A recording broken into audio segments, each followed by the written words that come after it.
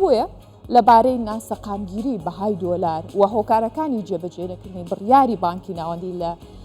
لەسەر هەموو ئەو بانکانەی دیکە ئەمە میوانداری بەڕێز هەرێم ڕێبوارمان کردو کە مامۆسای زانکۆیە و شارەزای ئابووریە لە سۆدۆ لەگەڵمانە مامۆستا هەرێمم کاتت باش بەخێرهاتی زۆر سپاس. لەگەڵەوەی ئەم هەموو ڕێکارەگرێتە بەر بانکی ناوەندی ئەوێت کارێ بکات هیچ بەهای دینار بگەڕێنێت ینی بۆ ئاستی کە خۆی دیاری کردووە هیچ نەبێ بەڵام گەورەترین ئاستەنگ ئەو ڕێگریەی کە نایڵێ بەهای دینار ینی بەرز بێتەوە چییە؟ بۆچی ئەم بڕیارانە جێبەجێ ناکرێت و هاوکارمان راپۆرتێکی کرده بوو لەگەڵمان بوو کە دیاری کردبوو تا تەنانەت ئەو بڕیارەی کە بانکی ناوەندی داوێت هێڵێ بێ مامەڵەکان بکرێ بە دینارەویش ڕێکارێکی دیکەیە بۆ بەرزکردنەوەی بەهایدنە بەڵام ئەویش هەر ناچێتە بواری جێبەجێکردنەوە هۆکاری چییە؟ هۆی لە ڕاستیە بانکی مرکزی عێراقی لەم کۆتاییانە و کۆمەڵە قەراراتی دەرکردو بەڵام میکانیزمیشی وازحی دیاری نەکردو بۆ جێبەجێکردنی ئەم قەراراتانەی کە دەریەکاو ئەگەر ئێمەش یانی بە شێوەیەکی واقعی تەمەشای دۆخەکە بکەین بینین کە بانکی مرکزی جهتێکی سربەخۆ نیە یعنی جهتێک نییە کە بە ئازادی و بە حڕیەتی خۆی ئەو قەراراتانەی ئەیدا بتوانێت جێبەجێ بکە ڕاستە بانکی مرکزی لە هەموو وڵاتێکە سڵتەیەکی سربەخۆیە و کەس نابێت تەداخلی سیاسەتەکانی بکات تەداخلکردنی لە سیاساتی بانکی مرکزی نەتیجەی خراپی بۆ اقتصادی وڵاتەکە بێ لەبەرەوە بەشێکی لەعنی هیچ ئەبینی کە هیچ گۆڕانکاری وەکو باسکردن ناتۆتەکایە و بەشێکی گەڕێتەوە بۆ ئەوەی کە لێ ناگەڕێن بانکی مرکزی سیاسەتەکانی خۆی جێبەجێ بکات لە عێراق چونکە بووە چەقی ململانەی کۆمەڵک هێزی داخلی و ئەقلیمی و کاریگەری ئەم هێزە داخلی و ئەقلیمیانە بەڕوونی لەسەر قەراراتەکانی بانکی مرکزی دیارە و بەڕوونی لەسەر بازار دیارە بە تایبەتی ئەو هێزانەی کە شیعان و خاوەن نفوزن لە عێراقا و لە ئێرانەوە نزیکن بۆتە هۆی ئەوەی پەک بە بەشێک لەو قەرارەتانی بانکی مرکزی بکەن یعنی تۆ قرار بوو کە لە بیداەتی ساڵەوە چیتر هیچ مامەڵەیەک لە عێراقا بە دۆلار ئەنجام نەدرێ بەڵام ئەبینی میکانیزمەکەی وازح نییە هێشتان تۆ لەسەر ئەساسێک دەی کە قەرارەیت کە چیتر دۆلار ئیشی پێ نەکرێت ینی بڕیارەکانی بانکی ناوەندیش بە شێوەیەکی ڕێک نییە یاخود ورد نییە ینی ڕوونکردنەوە نات لەسەر بڕیارەکە دات بەڵام ئەم قەرزانە پێشتر چۆن بووە و چۆن مامەڵاکرێ دۆلاری پێویست بەردەست هەبێ بۆ بازرگانان ئەم کێشەیە تاکی بەردەوامە خۆی لە ئاساسا ئەگەر ئێمە تەمەشا بکەین ئەمە لە چەندین ساڵ لە بەغدا و لە خواروی عێراق ئەبینی کە مامەڵەی خان و کڕین ئۆتۆمبیل کڕین ئەمان هەمووی بە دینارە بەڵام ئەبینی کە هیچ تەسیرێکی لە بازارەکە نەکردووە خۆی ئەساسی کێشەکە گەڕێتەوە بۆ ئەوەی کە خەزانەی ئەمریکی کۆمەڵێک سزای لەسەر عێراقیەکان سەپاندووە پەیوەست بە بازرگانی کردیان لەگەڵ دەرەوە بە تایبەتی کۆمەڵک دەوڵەتی ئیقلیمی لەوانە ئێران و سووریا کە کێشەی گەوران لەگەڵ ئێران و سووریا پێشنیاری چی کراوە پێشنیاری مەنەسەیە کراوە کە ئەو لە ڕێگەی ئەو مەنەسەیە و بازرگانەکان بتوانن دەستیان بگاتە ئەو دۆلاری بانکی مرکزی و لەوێەوە ئەشیا بێن و مشکلەکە هیچ نەبێت تۆزێک هەل بکرێ بەڵام تاکە کێشە ئەوەیە ئەو پلتفۆرمەشە تاوەکو ئێستا وەکو ئەوەی کە پێویستە بەرکاربێ بەرکار نەبووە حتا وەکو ئێستا و بازرگانانەی کە لە غورفەی تجارەی بەغدا لە سنفی ئەوەلن تەنها ئەوان نەتوانن دەستیان پێ بگاوە و دەست پێگەشتنەکەشیان زۆر مەحدود و زۆر سنووردارە کەڵامان کە تەنها 100,000 دلار ئەتوان شتومە ئاڵ و گۆڕ بکەن ینی لە دەرەوە ئەشیا بێنە ناوکە ئەمەش ڕێژەیەکی زۆر کەمە ئەگەر تۆ بتەوێ بگاتە دەست هەموو بازرگانەکان بە فیعلی جێبەجێ بکرێ ئەبێ ئەو مەنەسەیە واڵا بکرێ بەڕووی هەموو بازرگانەکانە هەموو بازرگانەکانی عێراق بە شێوەیەکی یەکسان بە مقدارێکی باش بتوانن بازرگانەکان ینی بە ئاراستەیەکە ئیشەکەن کە تەنها وەکو بازرگانی یاخود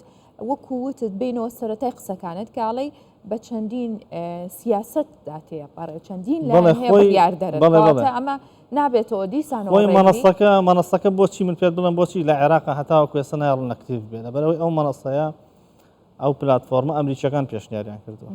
فلەنا ئەو پلتفۆرمە هەر بازرگانیە کە چێتە ناو پلتفۆرمەکەەوە لە ڕێگەی ئەو پلتفۆرمە ئەشیا لە دەرەوە یعنی ئەو پلتفۆرمە ئۆتۆماتیکیان کۆمەڵێک دەوڵەتی لە بلاک لیستەدانەوە بۆ منە ئێرانە سووریایە کۆمەڵێک دەوڵەتی ترن ئەوانەی کە نظامەکانیان مەرغوب نییە و لەگەڵ سیاسەتی ئەمریکی تەعارضیانەی ئەوانە لە بلاک لیستن فأو هێزوو لایەنە سیاسیانەی عێراقیش نانەوێ ئەم ئەیانەوێت زیاتر تەعامل لەگەڵ ئەم دەوڵەتانە بکەن. بۆ نمونە لە 6 مانگی ڕابردوودا بە زیاتر لە نزیکی 6 میلیارد دلار ئێمە قەواڵی هەڵگۆڕی بازرگانیمان لەگەڵ ئێران هەبووە. یعنی تۆ ئاسان نییە کۆتاییهێنانی نفوزی ئێران لە ناو عێراقا لە ڕووی اقتصادیەوە شتێکی ئاسان نییە. ینی ئێمە ئازانی کە ئێستا زۆرینەی عێراقوانەی کە سوڵتان لە دەستە شیعان، ئەم شیعانش زۆر نزیکن لە ئێرانەوە. يعني علاقاتێکی بەقوەتی اقتصادی و سیاسی لە بینی عێراق و ئێرانە هەیە کە ئەگەر کۆتایی پێهێنانی لەوانەیە پێویستی بە گۆڕانکاری زۆر گەورە بێ. فئێستش منطقەکە لە ڕووی اقتصادی و سیاسیەوە لە هەموو ڕوویەکەوە نالەبارە ئەو کێشەی اقتصادی گەورەمانەیە. طبعا عملە جوڵاندنی عملە یاخود حرەکەکردنی عملە لە ناو وڵاتە کێشێکی زۆر گەورەیە و من پێشم وانە کە با ئێمە چاوەڕێ ئەوە نەبین کە جاریشکە دیناری عێراقی سەقامگیر بێ بەڕاستی ینی سەقامگیر نابێ. من پێم وانە کە لە چەند ساڵی داهاتووشە دیناری عێراقی جارێکی کە بگاتە سعرێک کە سەقامگیر بێ ئیتر خەڵک ترسی ئەوەی نەبێت کە سبەینێت لە ماڵەوە دەرەچێت دیناری عێراقی بەرز بێتەوە یاخود نزم بێتەوە. پێشبینیەوە چییە؟ پێشبینی منەوەیە کە ئەو یعنی وتەبێژەکانی بانکی مرکزی ئەوانەی کە لە سوڵتانی دیعایەواکەن کە سعر نزیکە بێتەوە لە سعری بانکی مرکزی. من پێم وانە سعر نزیک بێتەوە لە سعری بانکی مرکزی بە هیچ شێوەیەک و پێش سەری ساڵیش گەشتبینیەکی زۆری بازار هەبوو کە داوازێتە 132 بەڵام ئەبینین پاش سەری ساڵیش ئەبینین لە 52-53 سعرەکەی جێگیر بووە. من لە باشترین حاڵەتە ئەگەر پێشبینی بکەم عێراق یعنی بیرشمان نەچێت دەوڵەتێکی موئەسساتی نین ئێمە ینی دەوڵەتێک نین کە قەرارات و قانونەکانمان بتوانین بە ئاسانی جێبەجێ بکەین و بەشێکی زۆری و سەرکردە سیاسیانەی عێراقیش خۆیان لە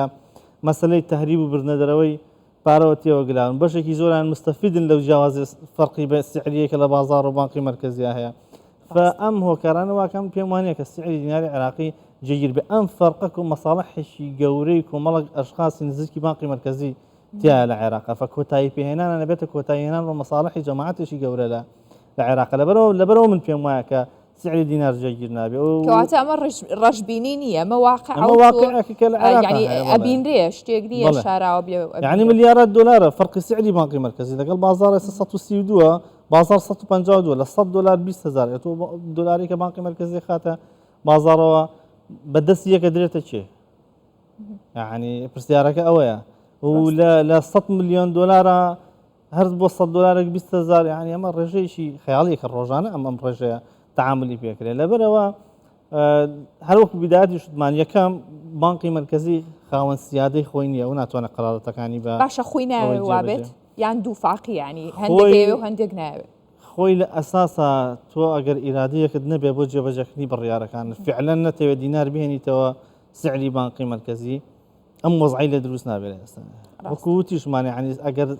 لە خیارەکە بە تەواوەتی بدرێتە دەست بانکی مرکزی لەوانەیە گۆڕانکاری ڕووبا. بەڵام من پێم وایە گەر ئێمە دەوڵەتێکی زۆر باش بین زۆر مەشاکلیشمانەیە کۆتایی پێبێت لە 2024 ئەگەر حکوومەتی عێراقی بتوانێت لە 145,000 دینار جەگیرکە ئینجازێکی زۆر گەورەیە. من پێم وایە پێویستی بە عسایەکی سحری شەیە بۆ ئەوەی کە لە نزیک 145,000 جێگیری بکە. فەسعر لە فوق 35 و ئەوانە هەتا 60 احتیمالی زیاتریشەیە. ئەوە هەر زۆر یعنی تر بێئەمەلت کردین بەڵام واقعەکە ژوایە مامۆستا. زۆر سپاس هەرێم ڕێبوار شارەزای ئابووری لەگەڵ مام بووی. زۆر سپاس.